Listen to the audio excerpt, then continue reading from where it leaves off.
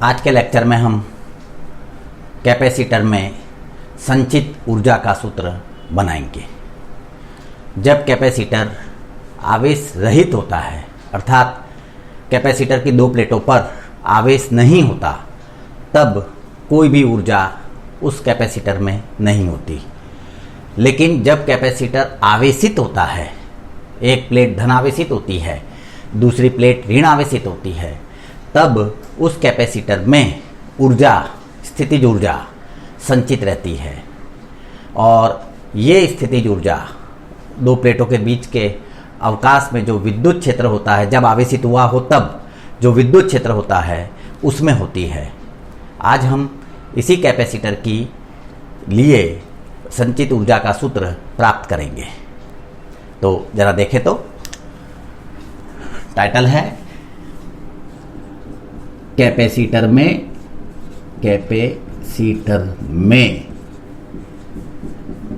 संचित ऊर्जा का सूत्र, इसी को हम आज बनाएंगे। तो शुरू करने से पहले हम कैपेसिटर को पहले आवेश रहित लेंगे, फिर आवेशित करेंगे। और सुविधा के लिए हम इधर समांतर प्लेट कैपेसिटर का ही उपयोग कर रहे हैं। तो सबसे पहले ये रहा एक कैपेसिटर, ये उसकी दो प्लेटें हैं। प्लेटों का क्षेत्रफल A है। समांतर प्लेट कैपेसिटर में दोनों प्लेटें एक दूसरे के आमने सामने रहती हैं, अमुक दूरी होती है, बीच में हवा या कुचालक माध्यम होता है, और प्लेटों का क्षेत्रफल समान होता है। क्षेत्रफल A है, दोनों प्लेटों के बीच की दूरी D है। और ये कैपेसिटर अभी आवेशित नहीं है। तो जब कैपेसिटर आवेशित ही नहीं है तो फिर बीच में कोई विद्युत क्षेत्र नहीं होगा और कोई ऊर्जा इसमें संचित नहीं होगी। अभी इस स्थिति में इस कैपेसिटर में कोई भी ऊर्जा संचित नहीं है।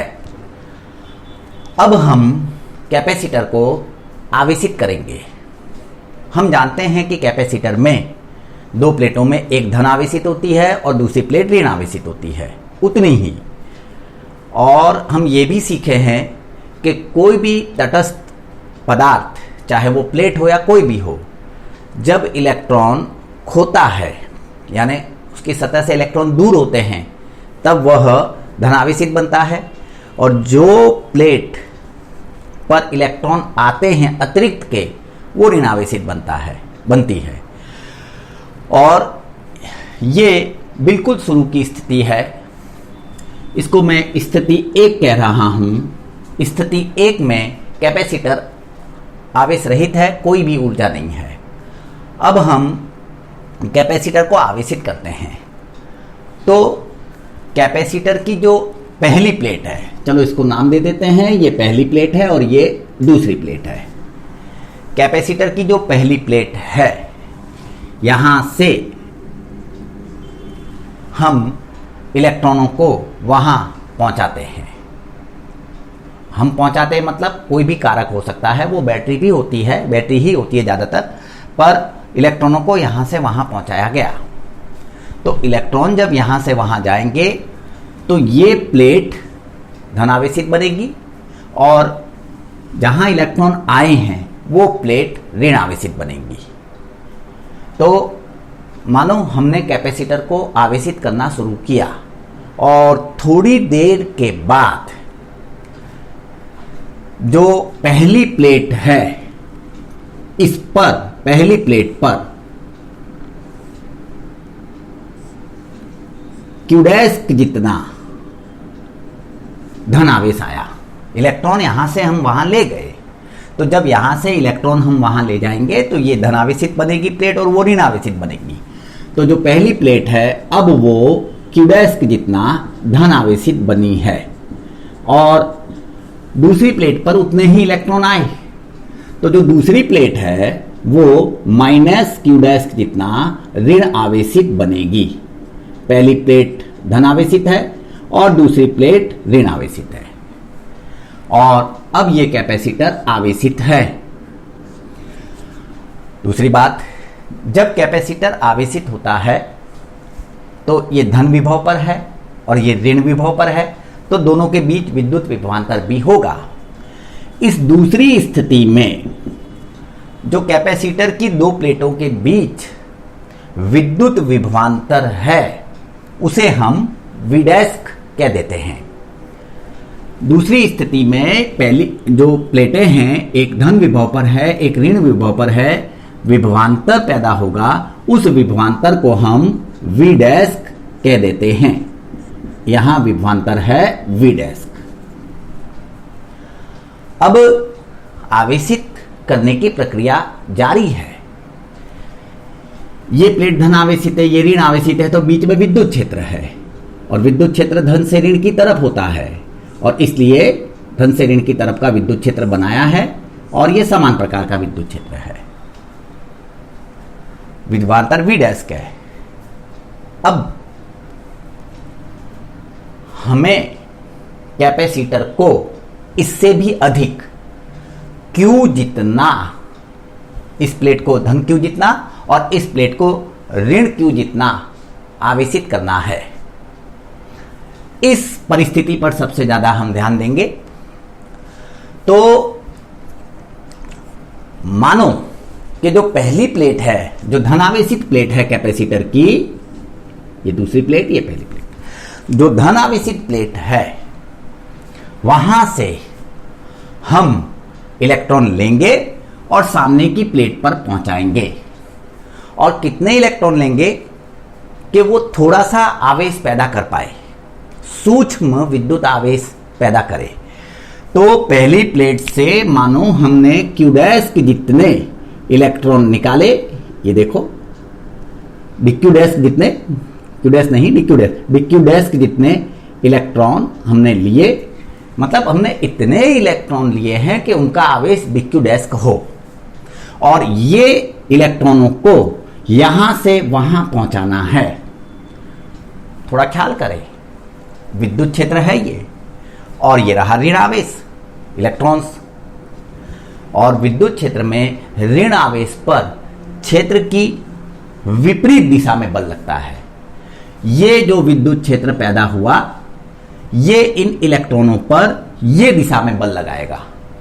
तो भी हम चाहते हैं कि ये DQ डैश जितने इलेक्ट्रॉन हम वहां ले जाएं, तो हमको इस तरफ जो बल लग रहा है उसके विरुद्ध बल लगाते हुए वहां ले जाना पड़ेगा।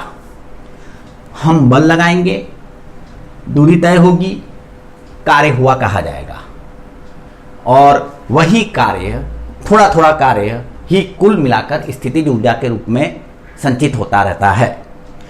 तो बात समझे। सबसे पहले हम जो यहां कुछ मात्रा में आवेशित कैपेसिटर है, कुछ मात्रा में विभवांतर है प्लेटों पर, इस स्थिति में यहां से प्लेट 1 से हम DQ डैश जितने इलेक्ट्रॉनों को लेकर वहां पहुंचा रहे हैं। बात समझना, थोड़ा काल्पनिक आकृति है लेकिन बहुत मदद करेगी। ये देखें, यहां से इलेक्ट्रॉन निकले, ये पीछे खींचेगा और खींचते खींचते हम यहां रखेंगे। तो क्षेत्र के विरुद्ध बल लग रहा है, कार्य होगा। तो सबसे पहले हम इसी DQ डैश के जितने इलेक्ट्रॉनों को यहां से प्लेट 1 से प्लेट 2 तक लाने में जो कार्य होगा, थोड़ा सा कार्य होगा, सूक्ष्म आवेश है और सूक्ष्म आवेश है तो कार्य भी सूक्ष्म होगा। पहले हम उस कार्य की गणना करेंगे और जब वो कार्य मिलेगा फिर हम पूरी प्लेटों पर Q जितना आवेश के लिए कितना कार्य करना पड़ेगा उसकी बात करेंगे।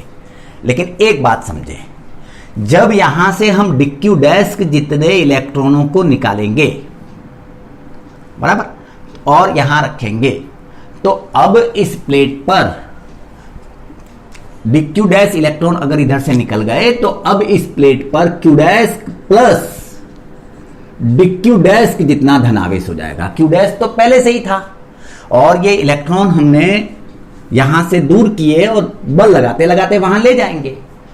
तो Q dash plus DQ dash जितना आवेश अब इस पर हो जाएगा।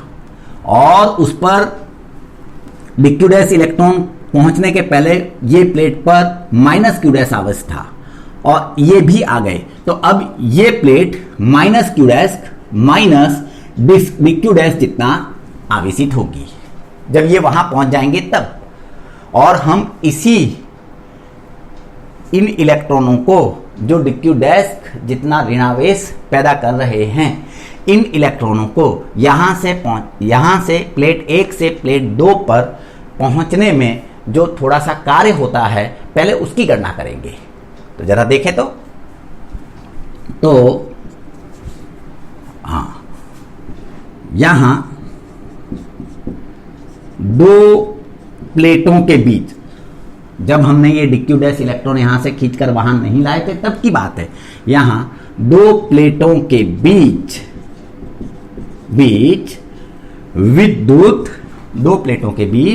विद्युत विभवांतर बराबर v डैश है। दो प्लेटों के बीच विद्युत विभवांतर v डैश है। और हमने विभवांतर सीखा है कि अगर किन्हीं दो बिंदुओं के बीच विभवांतर v हो, इसका मतलब एक कूलम आवेश को एक बिंदु से दूसरे बिंदु तक ले जाने में v जूल कार्य करना पड़ता है। अब यहां पर जरा फोकस करें, दो प्लेटों के बीच विद्युत विभवांतर v डैश है, अर्थात इसका मतलब समझे, हमने पिछले पीरियडों में इसको सीखा था। अर्थात एक कूलम्ब आवेश को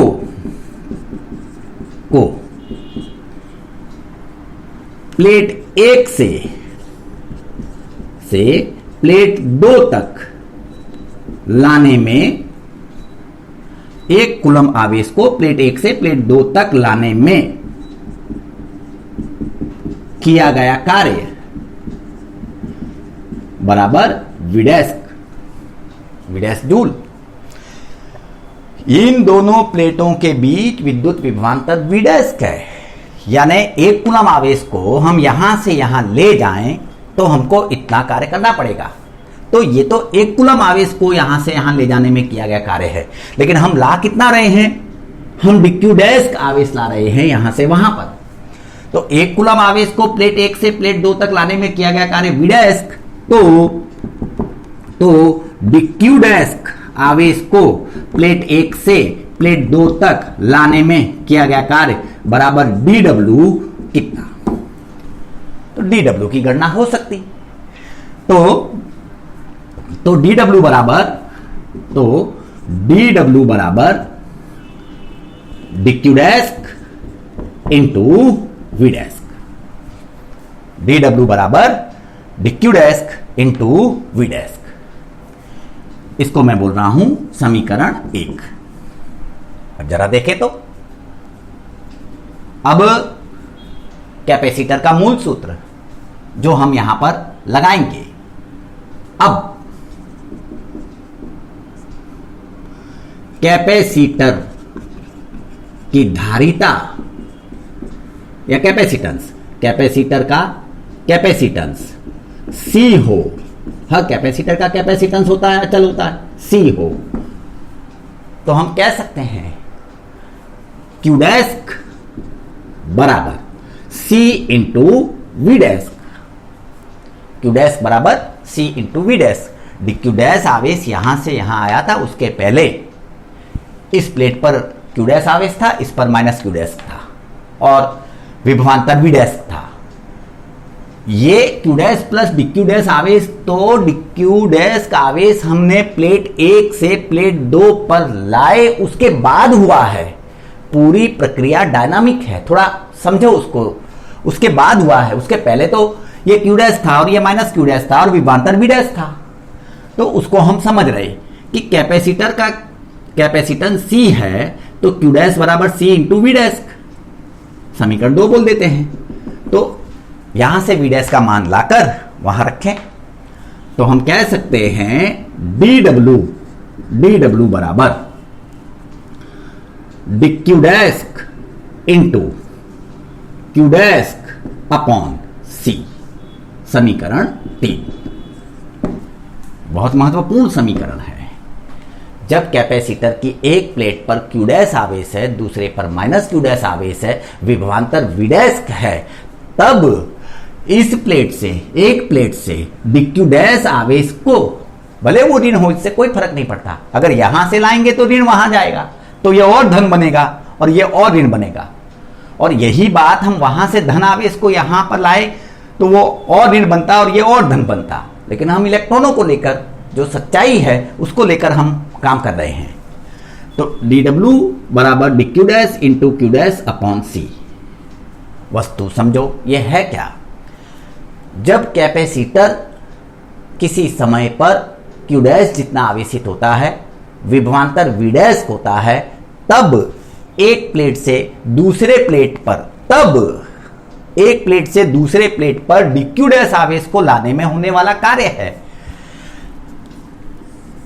अब हम कैपेसिटर को Q जितना आवेशित कर रहे हैं, कैपेसिटर की प्लेट पर हम Q जितना आवेशित करेंगे, तो इस तरह से थोड़ा थोड़ा आवेश यहां से वहां हम पहुंचाते जाएंगे और होने वाले कार्यों की गणना करते जाएंगे, और फिर कुल आवेश के लिए हम जो कार्य हुआ है उसको योग करेंगे। ये जो सूक्ष्म कार्य हुए हैं उनका हम योग करेंगे। अब प्रारंभ में, शुरू में, वो प्रारंभ है, बिल्कुल प्रारंभ और बिल्कुल अंत आना अभी बाकी है। अब प्रारंभ में कैपेसिटर पर कोई आवेश नहीं था, कोई आवेश नहीं है। शुरू में कैपेसिटर पर कोई आवेश नहीं है। ये बीच के किसी परिस्थिति का वर्णन है। तो प्रारंभ में कैपेसिटर पर कोई आवेश नहीं है और हम ये प्रक्रिया करते चले जा रहे हैं। और कब तक करेंगे? जब तक कैपेसिटर की ये दोनों प्लेटों पर Q जितना आवेश, Q और माइनस Q जितना आवेश स्थापित नहीं होता। तो प्रारंभ में कैपेसिटर पर कोई आवेश नहीं है और अंत में ये प्रक्रिया करते चले जाएं और अंत में कैपेसिटर पर Q आवेश स्थापित किया है। प्रारंभ में कोई आवेश नहीं था और अंत में कुल Q आवेश स्थापित किया है। तो ऐसे ही स्थापित किया होगा, थोड़ा थोड़ा सा आवेश लेकर वहां ले जा रहे हैं और हर बार थोड़ा थोड़ा कार्य हो रहा है, और जो कुल कार्य होगा वो हर बार जो थोड़ा थोड़ा कार्य हो रहा है उनके योग के जितना होगा। तो बात को समझे, प्रारंभ में कैपेसिटर पर कोई आवेश नहीं है और अंत में कैपेसिटर पर Q आवेश स्थापित किया, तो जो कुल कार्य होगा वह ये जो सूक्ष्म कार्य है वह इन सूक्ष्म कार्यों के, थोड़े थोड़े जो कार्य हुए हैं, dQ डैश लाए, फिर थोड़ा सा लाए, इन सूक्ष्म कार्यों के योग के बराबर होगा, और अंततः जब हम कुल कार्य की गणना करेंगे तो इन सब का योग करेंगे और योग को हम समाकलन के रूप से दर्शा सकते हैं। तो अब जो अंतिम स्थिति हुई है उसको भी जरा देखें। अंतिम स्थिति में थियरी थोड़ी डायनामिक है, इसलिए उसको मैंने स्टेप करके अलग कर दिया आकृतियों को। अंतिम स्थिति में अब कैपेसिटर की प्लेट पर कुल Q जितना आवेश हो गया है और इस प्लेट पर माइनस Q। यह अंतिम स्थिति है और बीच में जो विद्युत क्षेत्र है, समांतर प्लेट कैपेसिटर है, बीच में समान विद्युत क्षेत्र होगा, वो ये रहा, और ये विद्युत क्षेत्र की तीव्रता E है। इस विद्युत क्षेत्र की तीव्रता को हम E से दर्शाते हैं। तो पॉइंट को समझना, इस बात का ही उपयोग करेंगे अब हम समाकलन के लिए।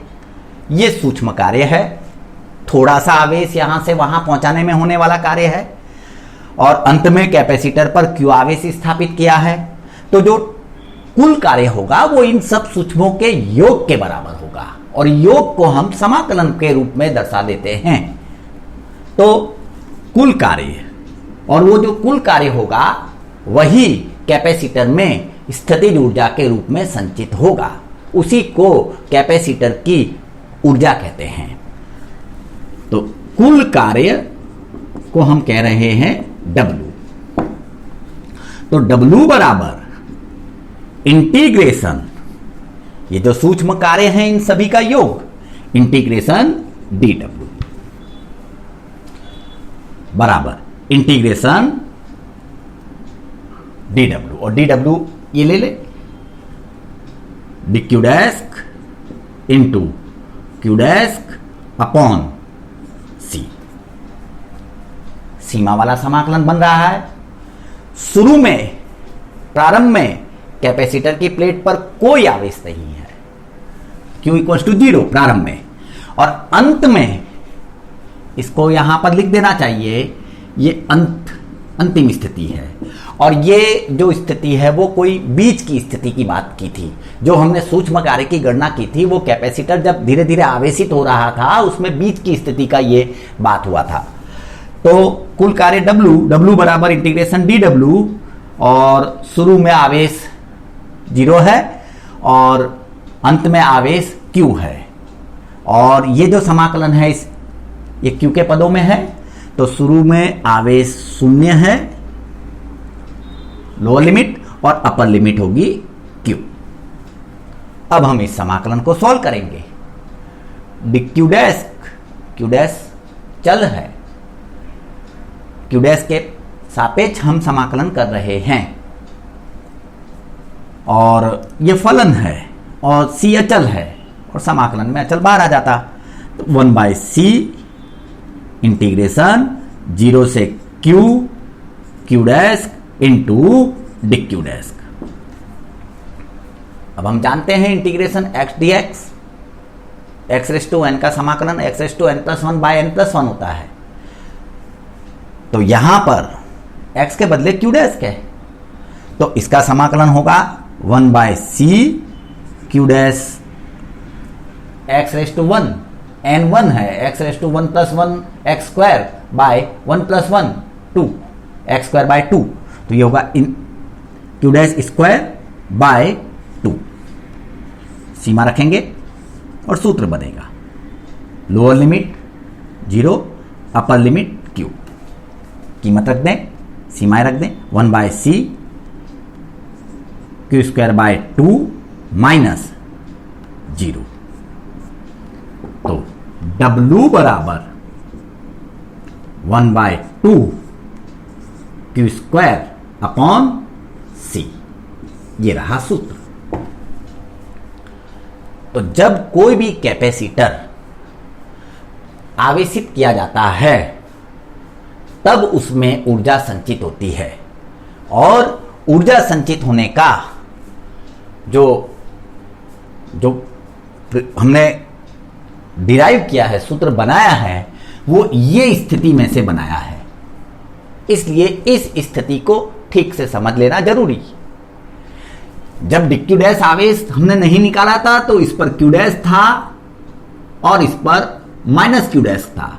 जब हमने dq डैश आवेश यानी इतने इलेक्ट्रॉन निकाले और वहां पहुंचा रहे हैं, तब इस पर Q dash plus dq dash होगा और वो minus Q dash minus dq dash होगा। तो ये इस तरह से समझना है। और ये जो कार्य हुआ किसी ने भी किया हो, ये केवल सूचक है कि dq डैश आवेश लेकर हम विद्युत क्षेत्र के विरुद्ध जा रहे हैं बल लगाते लगाते, और वहां पर रख देंगे, जा रहे हैं और अचल, और वहां पर वो आवेश रख देंगे। यहां से इलेक्ट्रॉनों को हम लेकर जा रहे हैं और क्षेत्र के विरुद्ध जा रहे हैं और वहां रख देंगे, तो ये dq डैश जितना और धन आवेशित हो जाती है और ये dq डैश जितना और ऋण आवेशित हो जाती है। इलेक्ट्रॉन रखे गए हैं, और ये जो थोड़ा सा बना है आकृति, ये केवल सूचक।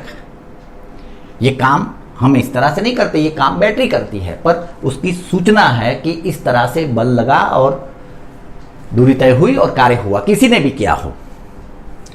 यह है कैपेसिटर में संचित ऊर्जा का सूत्र। जो कार्य हुआ वो कार्य संरक्षी बल है, विद्युत बल संरक्षी बल है, वो कार्य स्थितिज ऊर्जा के रूप में संचित होगा। तो हम कह सकते हैं कैपेसिटर में संचित ऊर्जा, ऊर्जा को U से दर्शा सकते हैं। तो कैपेसिटर में संचित ऊर्जा का सूत्र बना, कैपेसिटर में संचित ऊर्जा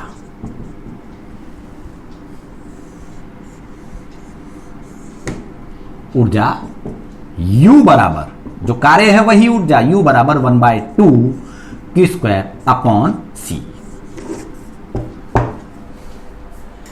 यहां जो हमने ऊर्जा का सूत्र देखा, ये ऊर्जा जो दो प्लेटों के बीच में विद्युत क्षेत्र होता है उसी में संचित होती है। शुरू में विद्युत क्षेत्र था ही नहीं, क्योंकि प्लेटें आवेशित थी नहीं, तो ऊर्जा नहीं थी। आवेशित होने के बाद विद्युत क्षेत्र हुआ और उसी विद्युत क्षेत्र में कुल इतनी ऊर्जा रहती है। अब ये जो सूत्र हम देख रहे हैं ये Q और C के पदों में है। इसी को हम V के पदों में भी ला सकते हैं।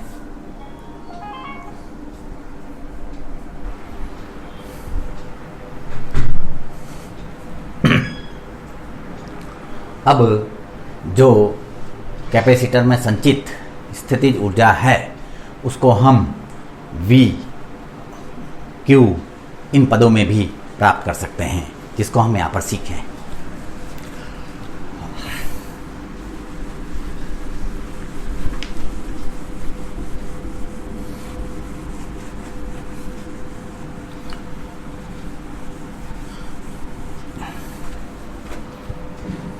तो W बराबर 1/2 Q²/C और जो कार्य होगा वही स्थितिज ऊर्जा होगी। तो स्थितिज ऊर्जा U बराबर 1/2 Q²/C। तो W बराबर U बराबर 1/2 Q²/C।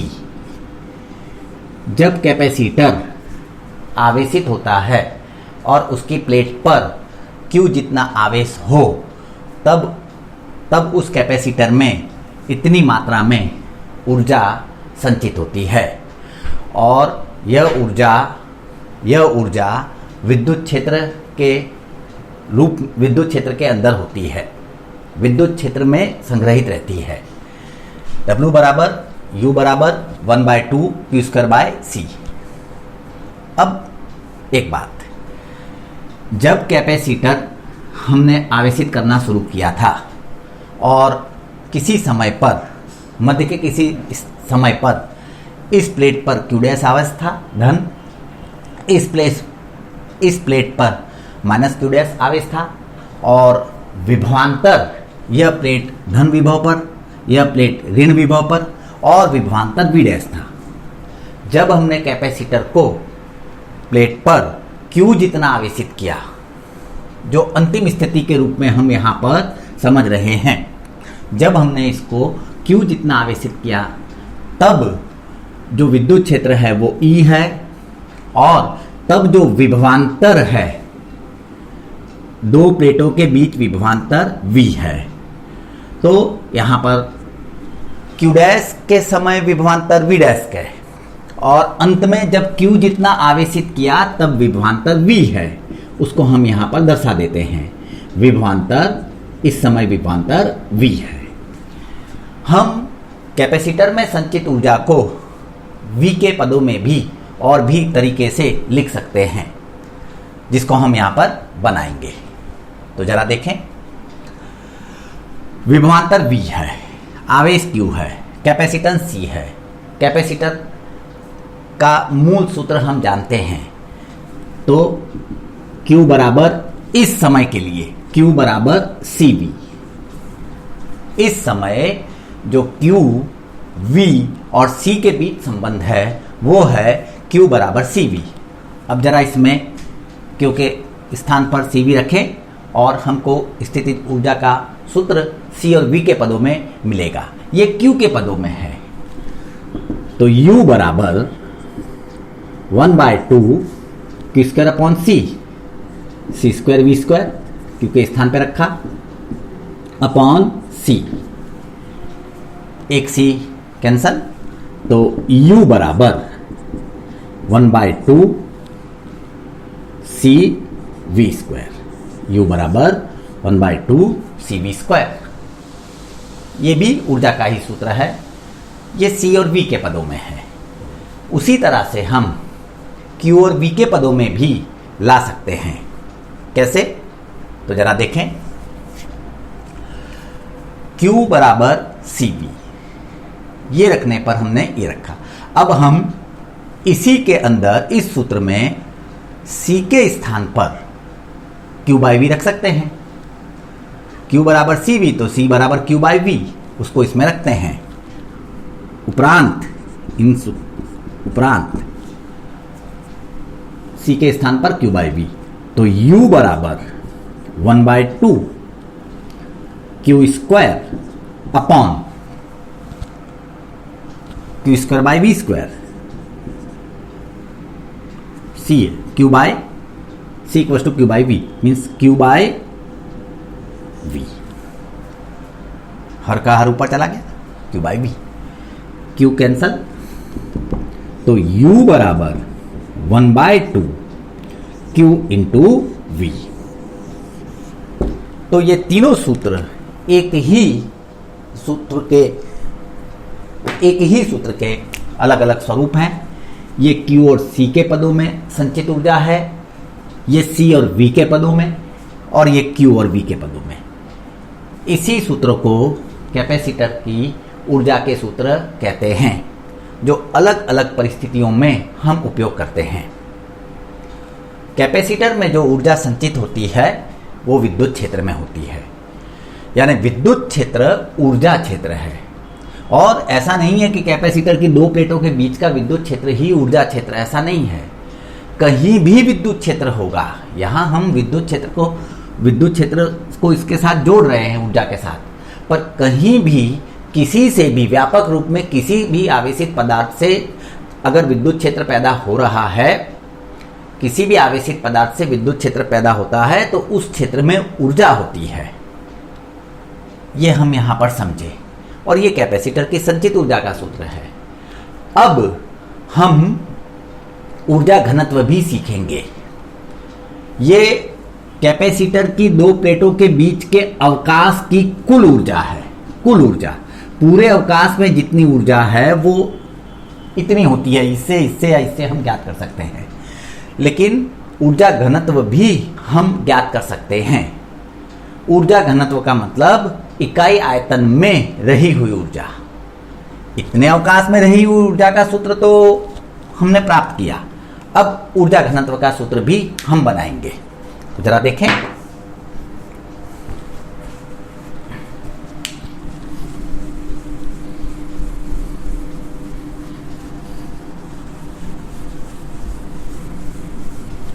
इसी सूत्र से बनेगा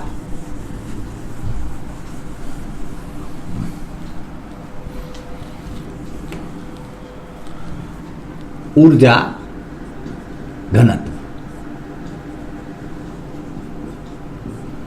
यह ऊर्जा विद्युत क्षेत्र में है और ऊर्जा घनत्व को हम रो से दर्शाएंगे।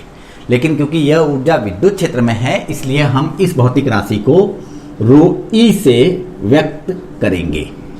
ऊर्जा घनत्व, ऊर्जा घनत्व, घनत्व शब्द आया। ऊर्जा घनत्व का अर्थ है इकाई आयतन में रही हुई ऊर्जा को ऊर्जा घनत्व कहते हैं। इकाई आयतन वाले अवकाश में जितनी ऊर्जा होती है। तो पहले परिभाषा को ख्याल करें, फिर सूत्र बना रहे हैं।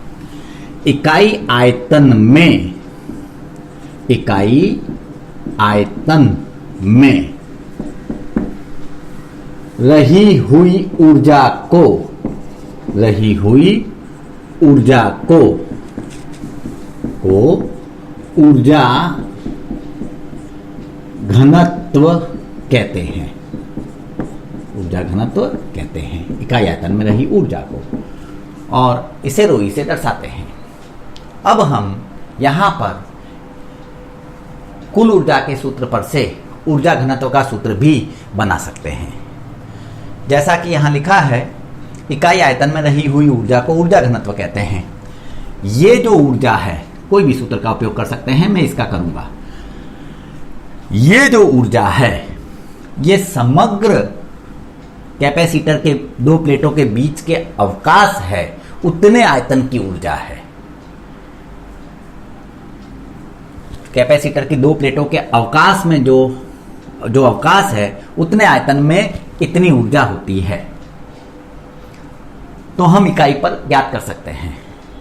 पर जरा देखें, कैपेसिटर की प्लेट का क्षेत्रफल, दोनों प्लेटों का क्षेत्रफल A है, और दोनों प्लेटों के थोड़ा अलग कलर से, प्लेट का क्षेत्रफल A है और दोनों प्लेटों के बीच की दूरी D है।